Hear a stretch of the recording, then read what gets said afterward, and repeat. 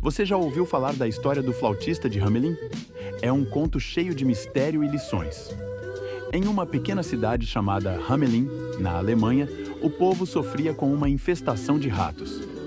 Desesperados, os líderes da cidade prometeram uma grande recompensa a quem pudesse resolver o problema. Foi então que apareceu um homem misterioso, o flautista. Ele tinha uma flauta mágica e, ao tocá-la, atraiu todos os ratos para fora da cidade e os levou até o rio, onde desapareceram. Mas, quando o flautista voltou para receber a recompensa, os líderes se recusaram a pagar. Furioso, ele tocou sua flauta novamente, mas dessa vez, atraiu todas as crianças da cidade, que desapareceram para sempre. Essa história nos ensina sobre cumprir promessas e as consequências de enganar alguém. O que você acha? Seria verdade ou só um conto assustador?